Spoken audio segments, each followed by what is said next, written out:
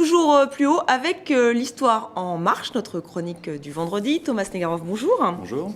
Alors donc nous allons prendre de la hauteur aujourd'hui. Oui, cette semaine, en début de semaine, a été inaugurée la plus haute tour du monde, 828 mètres, 160 étages, bref.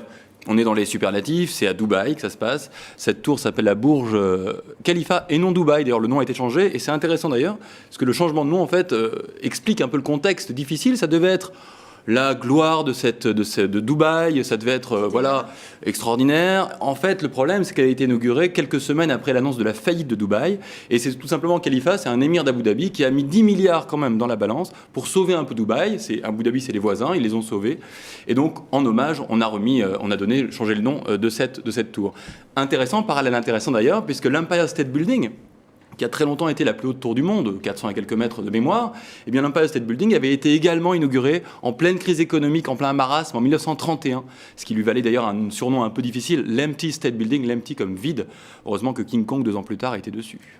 Alors 400 mètres, plus de 800 mètres maintenant, c'est la surenchère, toujours plus haut pour impressionner ? Oui, on a toujours voulu aller plus haut. Alors longtemps, ça a été pour se rapprocher de Dieu, évidemment. Dans la Genèse, déjà, la tour de Babel visait à rapprocher les hommes le plus près possible de Dieu. D'ailleurs, Dieu l'avait mal pris, puisqu'il avait détruit la tour et donné des langues différentes aux gens pour qu'ils ne puissent plus se concerter pour remonter aussi haut. Et puis évidemment au XIIIe siècle, il y a également eu une course à la hauteur des cathédrales. On a fait des cathédrales de plus en plus hautes, à chaque fois pour s'élever aussi haut que possible pour que la cathédrale soit vue de très loin, mais aussi pour nourrir un peu l'orgueil de chaque évêque, même si en 1284, brutalement, la nef de Beauvais, plus de 40 mètres, s'effondre. C'est la fin d'une course-poursuite qui a quand même fait qu'en France, par exemple, le monument le plus haut a été très longtemps la cathédrale de Strasbourg, 142 mètres, avant que la tour Eiffel ne la dépasse. La tour Eiffel qui n'a aucune dimension religieuse, puisqu'il s'agit à l'époque surtout de montrer au monde, lors de l'Expo universelle de 1889, que la France est capable de bâtir un monument le plus haut du monde à l'époque, et aussi de montrer au monde la puissance de la maîtrise technique, puisque c'est de l'acier, c'est quelque chose d'absolument exceptionnel à l'époque. En fait, ces tours, c'est aussi un moyen de montrer qu'on est plus puissant, de se valoriser par rapport aux autres. C'est ça, avant tout, non ? Oui, et pour revenir à la tour Khalifa, donc dans Dubaï, qui a été inaugurée cette semaine, c'est en effet, on est en plein dedans.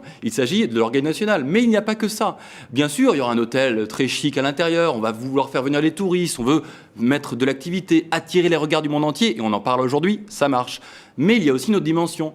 Au 158e étage, donc à 2 étages du haut, il y aura la mosquée, non pas la plus grande, mais la plus haute du monde, puisqu'il est prévu à cet étage une mosquée. On le voit, la tour de Dubaï synthétise finalement une très longue histoire des hommes qui cherchent à aller toujours plus haut, l'orgueil national, mais aussi le rapport à Dieu.